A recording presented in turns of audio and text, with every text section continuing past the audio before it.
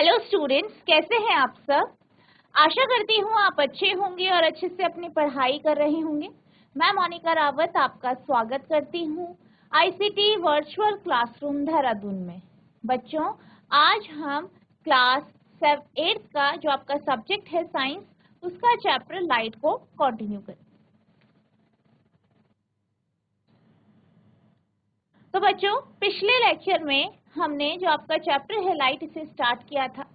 हमने ये जाना था लाइट यानी प्रकाश क्या होता है। तो हमने ये देखा था कि प्रकाश वह चीज है जिसके कारण हम चीजों को देख पाते, यानी प्रकाश वो माध्यम है जिसके कारण हम किसी भी रखी हुई चीज को देख पाते। हमने ये भी जाना था कि हम किसी भी वस्तु को क्यों देख पाते हैं, क्योंकि उस पर प्रकाश पड़ता है, वो रिफ्लेक्ट होता है और रिफ्लेक्शन के बाद यानी परावर्तन के बाद हमारी आंखों तक पहुंचता है, जिस कारण हम उस वस्तु को देख पाते हैं। साथ ही साथ वह वस्तुएं जो प्रकाश को उत्सर्जित करती है, एमिट करते हैं, उनको भी हम देख पाते हैं, क्योंकि वो क्या कर रही है, प्रकाश को उत्सर्जित कर रही है और ये प्रकाश हमारी आंखों तक पहुंच पाता है। ठीक है, तो हमने क्या जाना था कि हम वस्तुओं को क्यों देख पाते हैं, ये हमने जाना था। इसके बाद हम लॉ ऑफ रिफ्लेक्शन यानी परावर्तन के नियम को समझने के लिए कुछ एक्सपेरिमेंट्स देख रहे थे, जिसमें हमने जो पहला एक्सपेरिमेंट या एक्टिविटी देखी थी, तो यहाँ पे हमने ये जाना था कि जो किरण होती है, प्रकाश की जो किरणें होती हैं जो कि किसी सतह पर पड़ती है, उसको हम अपतित किरण यानी इंसिडेंट रे कहते हैं, या रे ऑफ इंसिडेंट कहते हैं। फिर किसी सतह पर पड़ने के बाद जब किरण परावर्तित होती है तो उस किरण को हम परावर्तित किरण कहते हैं। साथ ही साथ हमने ये जाना था कि एक लाइन है, कोई इमेजिनरी लाइन है, जो कि हम सतह के परपेंडिकुलर ड्रॉ करते हैं, जिसको हम नॉर्मल यानी अभिलंब कहते हैं। और जो आपका अपतित किरण और अभिलंब के बीच का कोण होता है, इसे हम अपतन कोण यानी इंसिडेंट एंगल कहते हैं, या एंगल ऑफ इंसिडेंट कहते हैं। इसी तरीके से अगर हम बात करें नॉर्मल यानी अभिलंब और परावर्तित किरण के बीच में जो कोण बनता है, उसको हम परावर्तन कोण कहते हैं, यानी एंगल ऑफ रिफ्लेक्शन।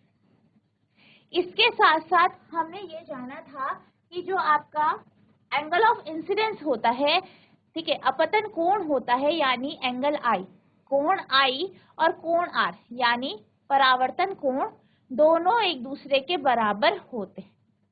ये हमने एक्टिविटी के थ्रू भी समझा था। और ये क्या है, आपका एक नियम है लॉ ऑफ रिफ्लेक्शन का यानी परावर्तन का नियम।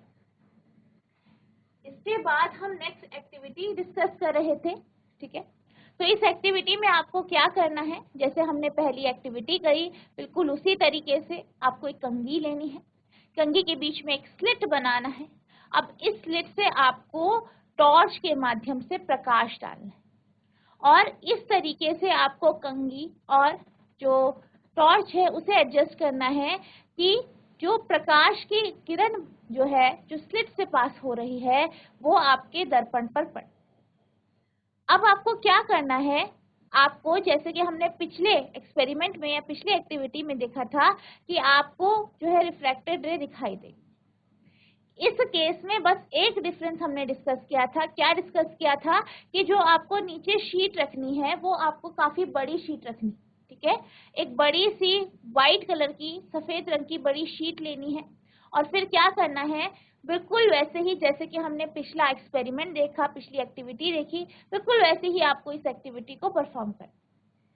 जब आप ये देख लोगे कि एक जो है प्रकाश की किरण दर्पण पे पड़ रही है, फिर वो रिफ्लेक्ट हो रही है यानी परावर्तित हो रही है, इसके बाद आप क्या करोगे, ये जो कागज है या शीट है, इसको आप बीच से फाड़ दोगे या काटो।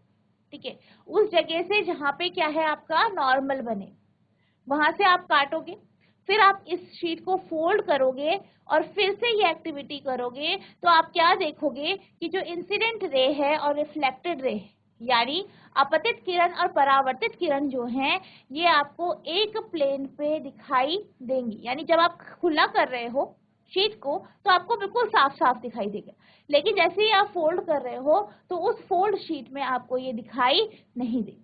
तो इससे हमें क्या पता चला था? इससे हमें ये पता चला था कि जो आपकी रिफ्लेक्टेड रे है, आपकी इंसिडेंट रे है, और नॉर्मल जो है, ठीक है, नॉर्मल कहाँ पे? इंसिडेंट के पॉइंट में, ये तीनों के तीनों एक ही सतह पर, एक ही प्लेन पर होते हैं। तो ये क्या है आपका? आपका परावर्तन के नियम का, जो परावर्तन है उसका दूसरा नियम, ठीक है। Observation, the incident ray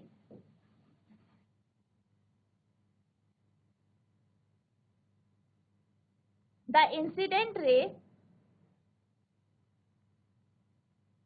incident ray the normal at the point of incidence and the reflected ray all lie in the same plane.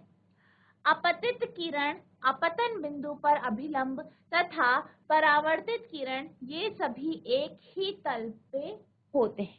यानी दूसरा नियम क्या कहता है कि जो आपकी अपतित किरण है यानी इंसिडेंट रे है, अपतन बिंदु पर अभिलंब है और परावर्तित किरण है, ये तीनों एक ही तल पर, एक ही सतह पर होते हैं। तो ये आपका क्या हो गया? दूसरा नियम हो गया। तो हमारे पास जो है आपके जो परावर्तन के नियम है, हमारे पास दो नियम हो गए हैं। कौन कौन से? हमने ये देखा कि जो एंगल आई और एंगल आर होता है ये हमेशा बराबर होता है।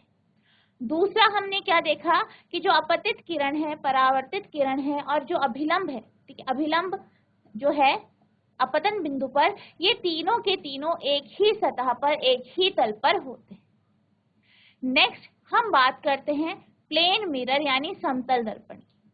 तो अगर हम समतल दर्पण की बात करें, प्लेन मिरर की बात करें, तो प्लेन मिरर की कुछ एग्जाम्पल हैं, जैसे कि आपका ड्रेसिंग टेबल, ठीक है। आपका जो ड्रेसिंग टेबल होता है वो एक प्लेन मिरर होता है, ठीक है। अब हम ये बात करेंगे कि जो ये प्लेन मिरर होता है ये जो है किस प्रकार की इमेज बनाता है, किस प्रकार का जो है प्रतिबिंब बनाता है। अभी तक हम प्लेन मिरर को ही डिस्कस कर रहे थे। प्लेन मिरर में, या अगर हम बात करें इन जनरल, जो आपका मिरर होता है, दर्पण होता है, उसमें किस प्रकार से इमेज बनती है ये हमने एक्सपेरिमेंट के थ्रू, एक्टिविटीज के थ्रू समझा। अब हम बात करते हैं कि वास्तविक तौर पर प्रतिबिंब किस बनता है, ठीक है। तो इसको समझने के लिए जो हमने पिछली एक्टिविटीज करी उसमें हमने क्या देखा कि हमने एक किरण डाली, ठीक है, दर्पण पर किरण डाली, वो रिफ्लेक्ट हुई, परावर्तित हुई, और वो आपने क्या किया, एक पेपर पर या एक शीट पर आपने उसे बना दिया, यानी ड्रॉ कर। अब जब आप इसे ड्रॉ करते हैं तो आपके पास किस प्रकार से आया? ये आपका कुछ इस तरीके से, ठीक है, इस तरीके से आया। यहाँ पे हमने क्या किया, एक पतली बीम को लिया, यानी एक छोटी सी पतली सी जो बीम है उसे लिया और उससे हमने क्या किया, इसे ड्रॉ। अब अगर हमारी जो वस्तु है या जो प्रकाश यहाँ से आ रहा है वो अगर बड़ा है, ठीक है, उसकी सतह बड़ी है, ठीक है, तो मान लीजिए कि हमारे पास जो वस्तु है वो हमने यहाँ पे रखा। अब इससे क्या हो रहा है, इससे किरणें आ रही है, रिफ्लेक्ट होके इससे किरणें कहाँ पे पड़ रही है, आपकी दर्पण। और यहाँ पे दर्पण क्या है आपका, पी। आप देख सकते हैं ये दर्पण है। अब किरणें आई, आप जानते हैं वस्तु से अनंत किरणें निकलती हैं, बहुत सारी किरणें निकलती हैं। हमने यहाँ पे दो किरणें ली, किरणें आई, दर्पण पे पड़ी। अब दर्पण पे पड़ने के बाद क्या हुआ, रिफ्लेक्ट हुई यानी परावर्तित हुई। परावर्तन के बाद ये किरणें हमारी आंखों तक पहुंची, ठीक है, और हमें इमेज दिखाई दी, यानी इस वस्तु की इमेज हमें दर्पण के पीछे दिखाई। अब इसे आप कैसे ड्रॉ करेंगे? आप क्या करेंगे, जो ये रे है जो आपकी आंखों पे पहुंच रही है, आप देख सकते हैं ए बी और सी डी रे, इनको आप एक्सटेंड करेंगे दर्पण के पीछे, तो ये आपको एक बिंदु पे मिलती हुई दिखाई देंगी, आई बिंदु पर, जो कि इस वस्तु का क्या है, प्रतिबिंब है, ठीक है। तो इसी प्रकार से आपका जो है प्लेन मिरर जो होता है, समतल दर्पण होता है, वो इमेज बनाता है। हमेशा समतल दर्पण जो प्रतिबिंब बनाता है वो दर्पण के पीछे हो, ठीक है, जैसे कि आप यहाँ पे देख सकते हैं। अब हम बात करते हैं कि जो आपका समतल दर्पण होता है वो किस प्रकार की इमेज यानी प्रतिबिंब बनाता है। तो इसको समझने के लिए आप क्या कर सकते हैं, किसी दर्पण के आगे खड़े हो सकते हैं। ठीक है, प्लेन मिरर यानी समतल दर्पण के आगे, जैसे कि आपके घरों में जो ड्रेसिंग टेबल है उसके आगे आप खड़े हो सकते हैं। उसके आगे जब आप खड़े होते हैं तो आप खुद को देखेंगे, तो आप क्या देख पाते हैं कि जो आपका प्रतिबिंब है वो बिल्कुल वैसा ही है जैसे आप। ठीक है, आप सीधे खड़े हैं तो वैसा ही आपको वहां पे प्रतिबिंब दिखाई दे रहा है। प्रतिबिंब में जो साइज है आपका वो भी बिल्कुल वैसा ही है जैसे आप दिख रहे हैं। अब आप क्या करेंगे, आप धीरे धीरे करके जो है दर्पण के आगे जाए, तो आपको ऐसा लगेगा कि जो आपकी इमेज है या प्रतिबिंब है वो दर्पण में भी या दर्पण के पीछे भी आगे की तरफ आ रहे हैं। तो इसका अर्थ क्या है, इसका अर्थ ये है कि जो आपका प्लेन मिरर है यानी समतल दर्पण है वो उतनी ही दूरी पर प्रतिबिंब बनाता है जितनी दूरी पर वस्तु उसके आगे खड़ी। नेक्स्ट आप क्या कर सकते हैं, आप क्या करेंगे, अपना हाथ उठाएं। आप क्या करेंगे, अपना बायां हाथ उठाएंगे तो आप ये देखेंगे कि आपको दर्पण में वो हाथ दाईं ओर दिखाई दे रहा है। इसी प्रकार से आपका जो दाहिना हाथ है वो आपको बाईं ओर दिखाई दे। तो इस प्रॉपर्टी को हम लेटरल इन्वर्जन कहते हैं और ये भी आपको यहाँ पे दर्पण जो आपका समतल दर्पण है इसके द्वारा बनने वाले प्रतिबिंब में दिखाई दे। ठीक है, तो हम जो है इसी के बारे में जो है अब हम जो है डिस्कस करें। तो बेसिकली ये हमने एक्टिविटी करी, ये सब चीजें देखी, तो हमारा अब ऑब्जर्वेशन क्या था। ठीक है, तो ऑब्जर्वेशन है आपका, you may recall that an image formed by a mirror, the left of the object appears on the right and the right appears on the left. This is called lateral inversion. दर्पण द्वारा बने प्रतिबिंब में वस्तु का बायां भाग दाईं ओर तथा दायां भाग बाईं ओर दिखाई पड़ता है। इस परिघटना को पार्श्व परिवर्तन कहते हैं। तो जैसे कि अभी हमने बात करी कि जब हम दर्पण के आगे खड़े होते हैं, अपना दायां हाथ उठाएंगे तो हमें वो बाईं ओर दिखाई देता है, और अगर हम अपना बायां हाथ उठाते हैं तो दर्पण में या प्रतिबिंब में वो बाईं जो है ओर दिखाई देता है। तो इससे हमें क्या पता चलता है कि ये जो परिघटना है इसमें हमारा जो है लेफ्ट भाग, ठीक है, बायां भाग इमेज की दाईं ओर पे दिख रहा है और दाहिना भाग बाईं ओर। इस परिघटना को हम लेटरल इन्वर्जन यानी पार्श्व परिवर्तन कहते हैं। और ये जो है आपका जो प्लेन मिरर है या समतल दर्पण है इसके द्वारा बनने वाले प्रतिबिंब की एक प्रमुख जो है विशेषता है या क्वालिटी।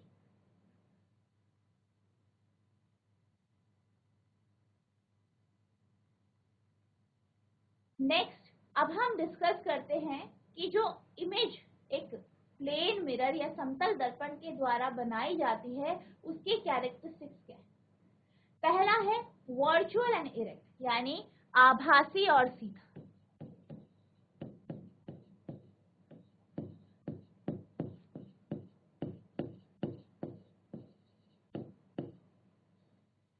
तो सबसे पहले हम वर्चुअल के कॉन्सेप्ट को समझते हैं। जैसे कि हमने बात करी कि जो दर्पण है समतल दर्पण, उसमें जो आपको प्रतिबिंब प्राप्त होता है वो दर्पण के पीछे प्राप्त होता है। अगर आप दर्पण के आगे किसी भी प्रकार की कोई भी स्क्रीन या पर्दा रखते हैं, जैसे कि कोई दीवार रखें या कोई कपड़ा लगा दें, तो आपको जो प्रतिबिंब है वो उस कपड़े पर, उस पर्दे पर प्राप्त नहीं होता। आपको हमेशा प्रतिबिंब दर्पण के पीछे ही दिखाई देता है। इसी प्रकार के प्रतिबिंब को हम आभासी प्रतिबिंब यानी वर्चुअल इमेज कहते हैं। तो वर्चुअल इमेज क्या होती है, वह प्रतिबिंब, वह इमेज जो आपको किसी पर्दे पर प्राप्त नहीं होती, उस प्रतिबिंब को हम आभासी प्रतिबिंब कहते हैं। क्यों कहते हैं, क्योंकि यहाँ पे वास्तविक तौर पर जो प्रकाश की किरणें हैं वो आपस में मिल नहीं रही हैं, ये हमें लगता है कि वो मिल रही क्योंकि आपको इमेज दिखती। तो बेसिकली आभासी क्या होता है, आभासी प्रतिबिंब क्या होता है, वह प्रतिबिंब जो आपको पर्दे पर प्राप्त नहीं होता है। इस केस में दर्पण के पीछे प्रतिबिंब बनता है। ठीक है, हमेशा दर्पण के पीछे प्रतिबिंब प्राप्त होगा और आपको किसी भी पर्दे पर प्रतिबिंब प्राप्त नहीं होगा। अगर इसके ऑपोजिट हम बात करें, इसके विपरीत अगर हम बात करें कि एक प्रतिबिंब है जो हमें जो है पर्दे पर प्राप्त हो रहा है, किसी स्क्रीन पर प्राप्त हो रहा है और दर्पण के आगे बन रहा है, तो ऐसे प्रतिबिंब को हम वास्तविक प्रतिबिंब कहते हैं, यानी रियल इमेज। वास्तविक तौर पर प्रतिबिंब बन रहा है, वास्तविक तौर पर जो किरणें हैं वो आपस में एक दूसरे को काट के प्रतिबिंब बना। तो जो आपका प्लेन मिरर होता है ये हर केस में आभासी प्रतिबिंब बनाता है, यानी वर्चुअल इमेज बनाता है।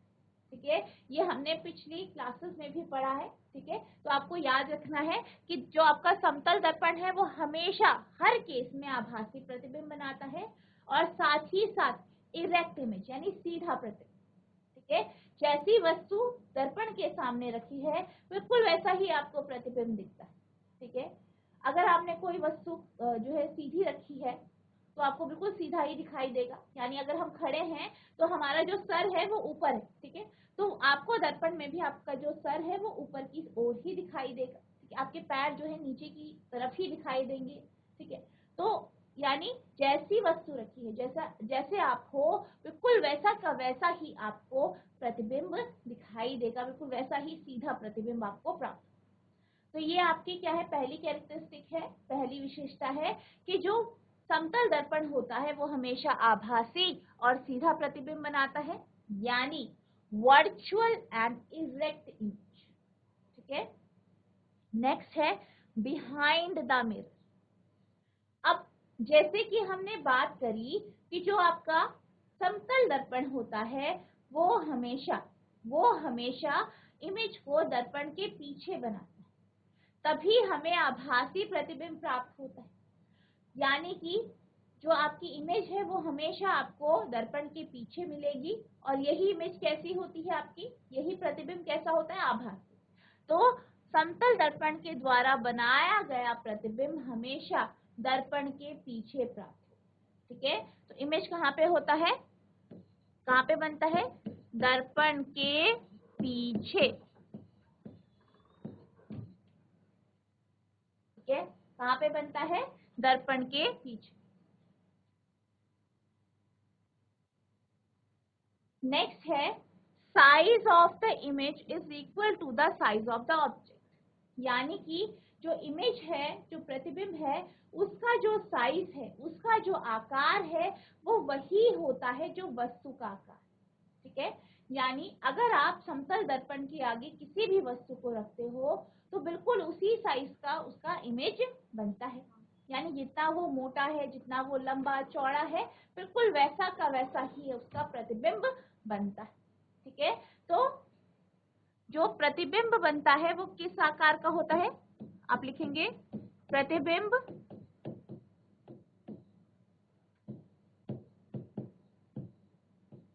वस्तु के आकार का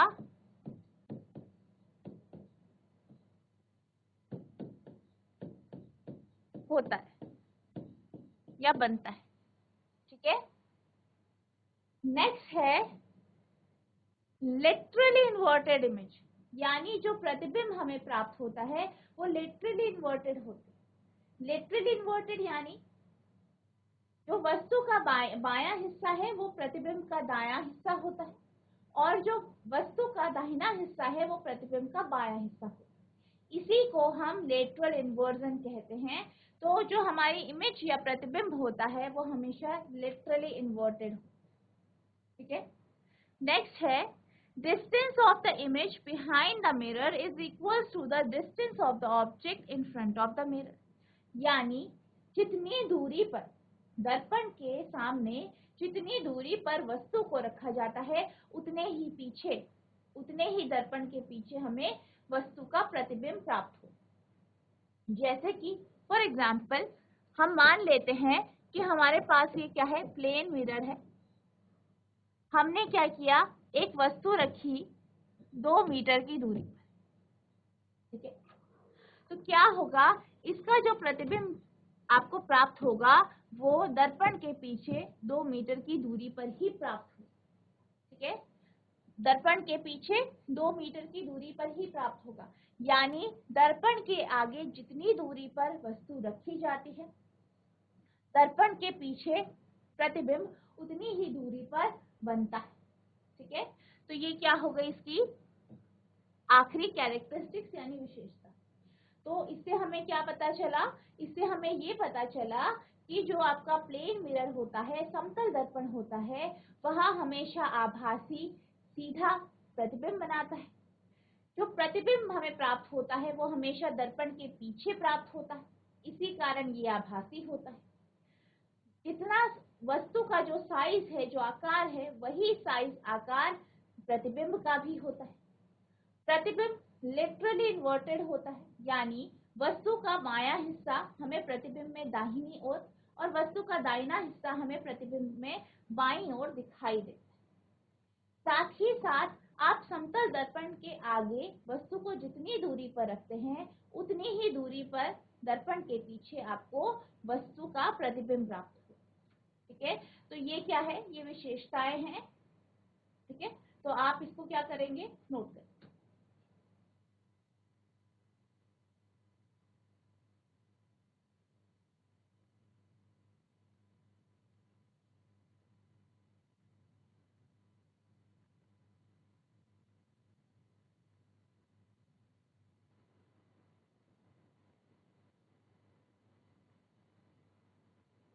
अब हम बात करते हैं रेगुलर एंड डिफ्यूज रिफ्लेक्शन की, यानी नियमित तथा विसरित परावर्तन।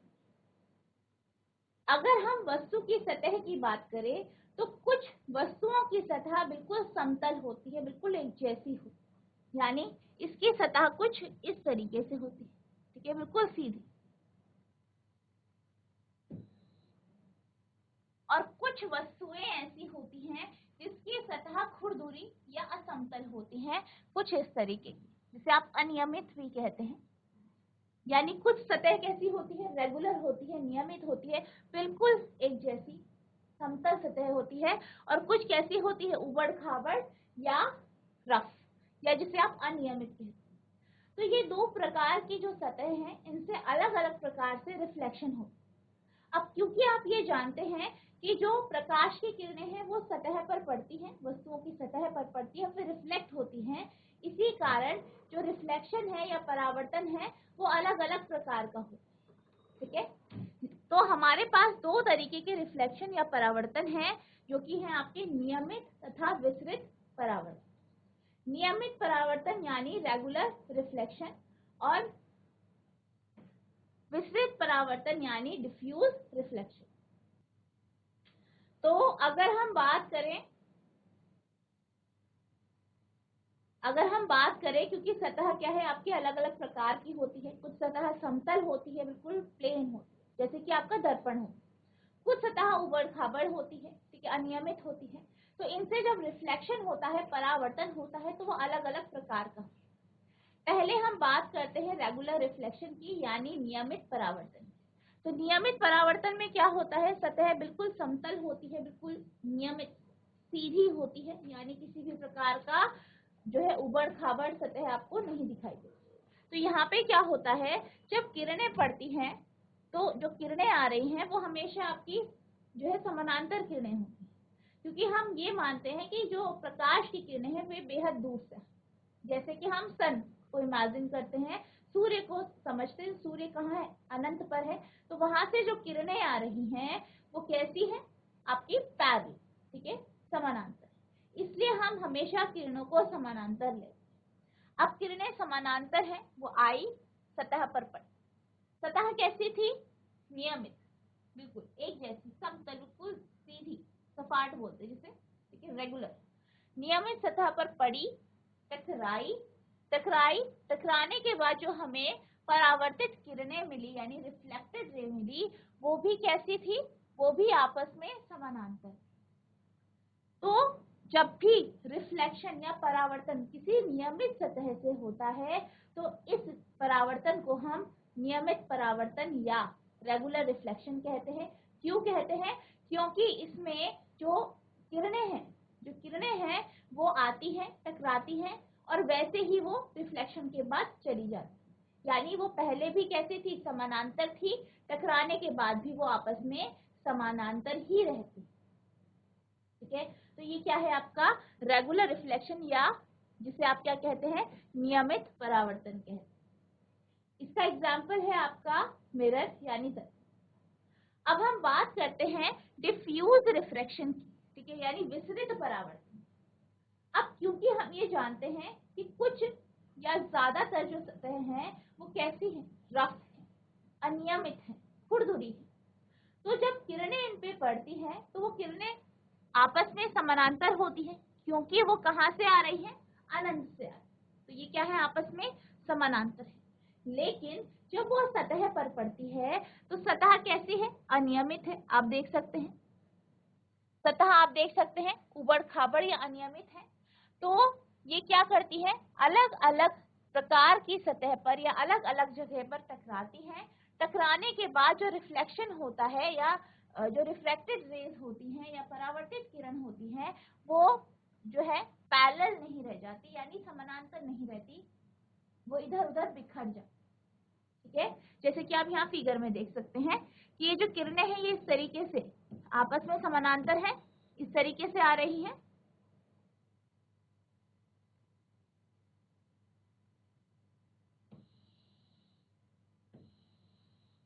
अब आप देख सकते हैं कि ये अलग अलग सतह पर टकरा रही है, कोई ऊपर, कोई नीचे, कोई कहीं पे टकरा रही है। अलग अलग सतह, एक जैसी सतह नहीं है, उनका जो शेप है, उनका जो आकार है वो अलग अलग। अब रिफ्लेक्शन हुआ, परावर्तन हुआ, परावर्तन के बाद क्या हुआ?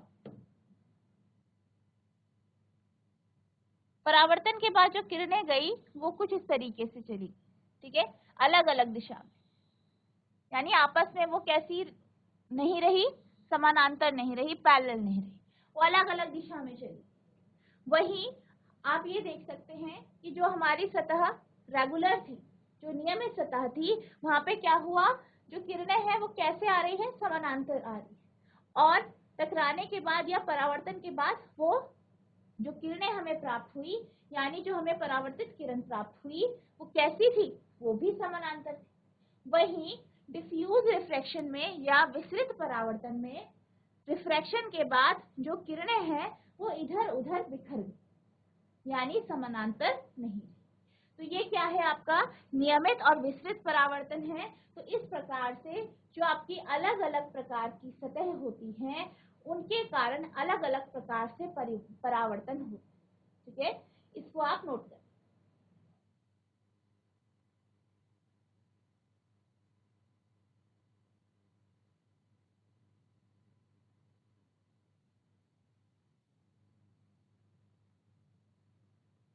When all the parallel ray reflected from a rough or irregular surface are not parallel, the reflection is known as diffuse or irregular reflection. खुरदुरे या अनियमित पृष्ठ से परावर्तित होने के पश्चात समानांतर नहीं होती हैं, तो ऐसे परावर्तन को विसरित परावर्तन कहते हैं। यानी कि जब समानांतर किरणें किसी खुरदुरे या अनियमित, ठीक है, जो आपकी इरेगुलर सरफेस है उस पर पड़ती है, उससे टकराती है, तो परावर्तन के बाद क्या होता है? रिफ्लेक्शन के बाद वो समानांतर नहीं रहती, वो इधर उधर बिखर जाती है। इसी को हम विसरित परावर्तन या डिफ्यूज रिफ्लेक्शन या इरेगुलर रिफ्लेक्शन कहते हैं। Reflection from a smooth surface like that of a mirror is called regular reflection. इसके विपरीत दर्पण जैसे चिकने पृष्ठ से होने वाले परावर्तन को नियमित परावर्तन कहते हैं। और अगर हम बात करें कि जो सतह है वो कैसी है? चिकनी है, अनियमित नहीं है, नियमित है, यानी रेगुलर है, स्मूथ है, जैसे कि एक दर्पण हो। तो ऐसी सतह पर जब समानांतर किरणें पड़ती हैं तो रिफ्रैक्शन के बाद, परावर्तन के बाद वो क्या हो जाती है? समानांतर रहती। ठीक है, रिफ्रैक्शन हुआ, वो कैसी रही? समानांतर रही, पैरेलल रही, जैसे कि हमने यहाँ पे देखा। तो ऐसे जो ये परिघटना है रिफ्लेक्शन की या परावर्तन की, इसको हम रेगुलर रिफ्लेक्शन या नियमित परावर्तन कहते हैं। आप इसे नोट करेंगे।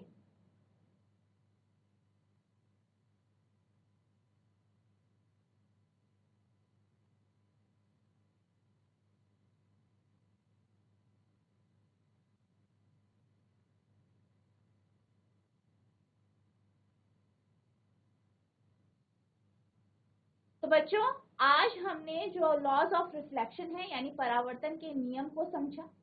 परावर्तन के नियम कौन कौन से हैं ये हमने जाने। हमने क्या देखा कि एंगल आई यानी अपतन कोण और परावर्तन कोण यानी एंगल आर क्या होते हैं, हमेशा बराबर होते। इसके साथ साथ हमने ये भी जाना कि जो आपकी इंसिडेंट रे है, रिफ्लेक्टेड रे है और जो नॉर्मल है, ये तीनों एक ही तल पर होते हैं।